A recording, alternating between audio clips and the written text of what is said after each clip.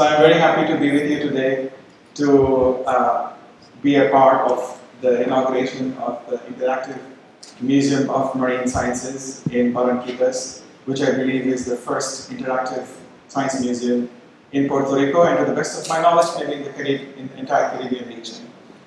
So, first I want to thank Dr. Gabriel for this wonderful presentation, and I think most of you will agree with me that Puerto Rico has a lot of potential to develop algae as a tool to contribute to Puerto Rico's economy. I was with him getting a training in June, and I was completely amazed the kind of work he does, and the way he has contributed to Spain's economy is wonderful.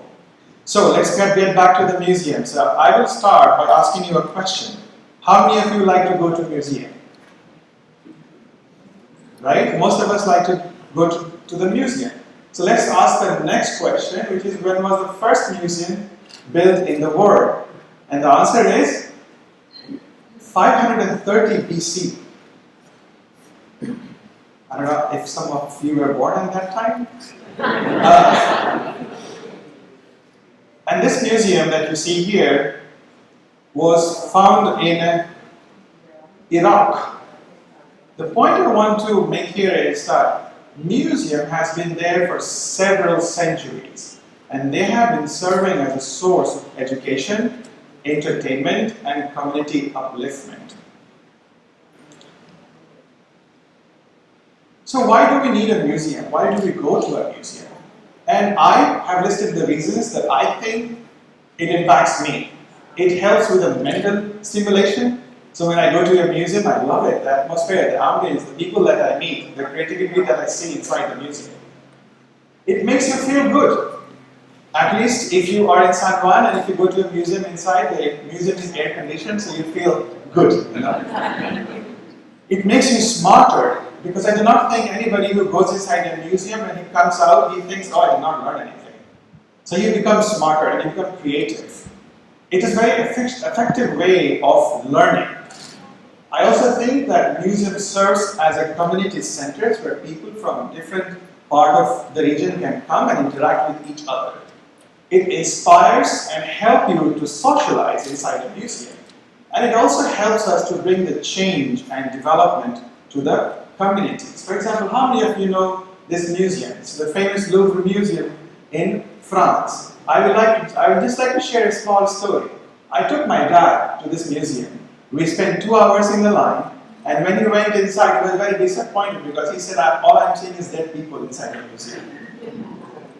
But then I tried to explain to him the significance of the museum, but it was hard for me because my dad, so he never listens to me. So why we need a marine science museum in Puerto Rico? Personally, I find this island beautiful. And I want this island to stay beautiful for years to come. And one way to make it remain beautiful is to create an educational hub that can inform people about the resources that you have around you so that you can preserve it. Other than that, I want to build a marine museum because he is my son. He is 4 years old. He was born in Puerto Rico, and one proof of that is he listens to reggaeton. So I want him to have a healthy life if he plans to stay in Puerto Rico. Take a moment and take a deep breath. Every one of you consumed oxygen. Half of the oxygen that you just consumed came from the organisms that are living in the ocean, and they produce the oxygen.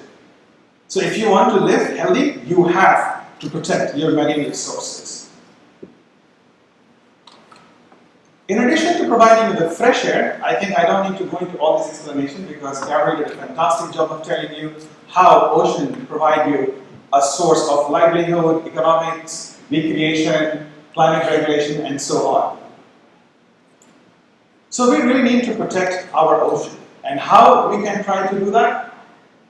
I think one of the mechanisms to protect our ocean is to develop educational tools that can inform the students, the community, the citizens to keep a healthy ocean.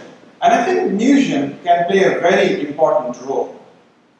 And here I would like to to quote one of my favorite writers, Anne Frank, some of you might know her. She says that our lives are fashioned by our choices.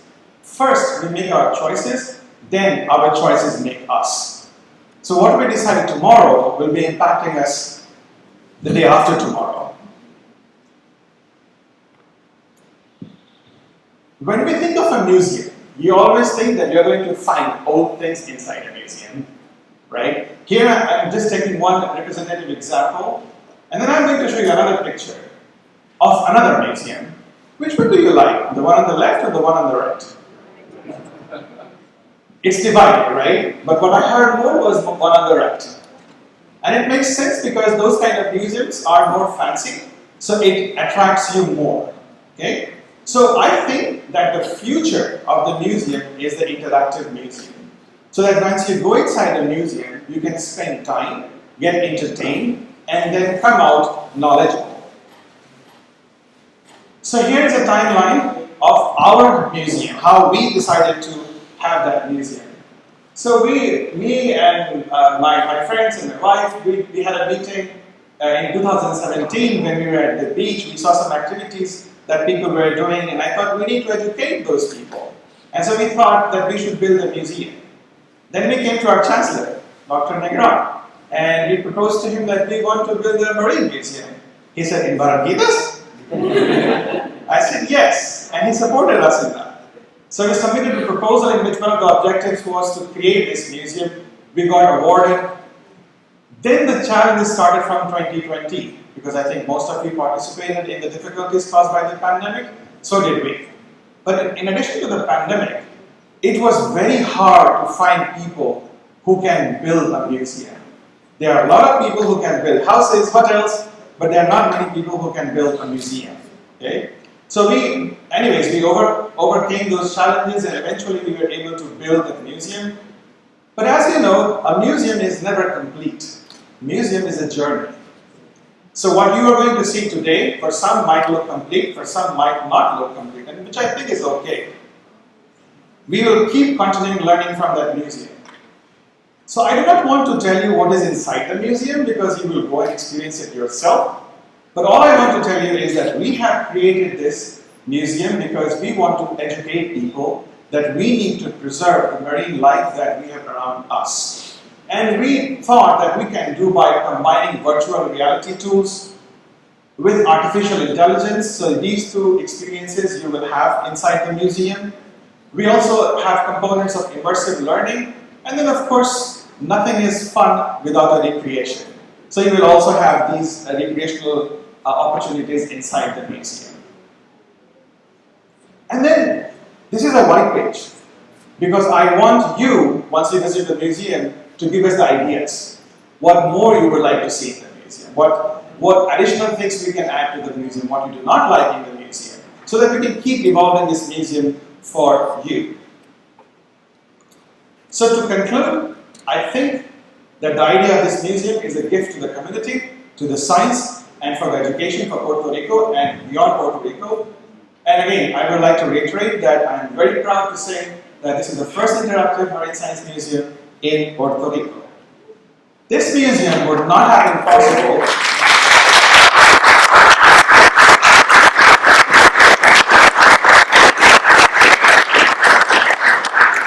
A lot of people helped us in preparing and building this museum, but I just want to acknowledge some of them because of the time constraint. Of course, our president, Dr. Rafael Ramirez, will provide continuous support to our campus. Enormous thanks to our Chancellor, Dr. Juan Negron, for believing in this project and helping us in all possible ways. He and his office helped us a lot. Dr. Jose Enrique, I think he must be mad by me by this time because we requested him so many things at the last moment, but he helped us a lot in doing, in making sure that the museum is there. I want to acknowledge Dr. Sonia Montes Hunter, from the program officer from NSF. And then these people who contributed for the last several years, Roselyn, who is the project manager of NSF, she has worked a lot. Jacobo Morales, who is a lab technician in the NSF project. Last night, Jacobo and I were working until 3 o'clock in the morning, and Jacobo, when he was leaving, he told me, I am not going to mention that I know how to make a museum in my CV. Prachi and Nivya, who are the co-PIs in the project, Sarah, who is a faculty associate in the project, and some of the exhibits that you will see in the museum have been funded by Department of Education, so Lizaga helped in that part. I also wanted to acknowledge some of the major contributors of the project. So Matthew Lucas has contributed to the choral section that you will see inside the museum. Alexander Fellis, who is a colleague of mine, he's a ocean photographer, so some of the pictures that you're going to see in the ocean is coming from him. Valeria was a student here, she also took a lot of pictures. I want also to acknowledge Stephanie, who is here from the Sea Grant, and his director. Thank you so much for providing all the support for this project. Esteban, Dr. Minerva Cordero, and the company's Amusement and Recreational Technologies, and Ben Doroles for helping us inside the museum. Of course, I have to admit that nothing is possible without money, so I must acknowledge National Science Foundation, Department of Education, and the recreational support provided by the Sea Grant Puerto Rico. We want to continue this journey, and we want your help. Usually, we ask for help when you have already visited the museum, but I'm already asking you, you can scan this if you'd like to support and donate to our cause. Feel free, there is no limitation on the amount of dollars that you want to donate. Thank you so much for your time.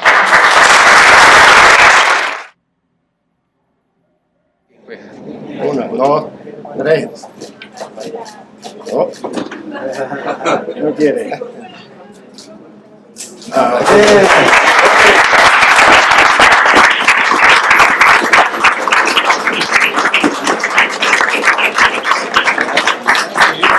Enhorabuena, enhorabuena. Gracias. Gracias. So this is the first thing to register, like the first thing.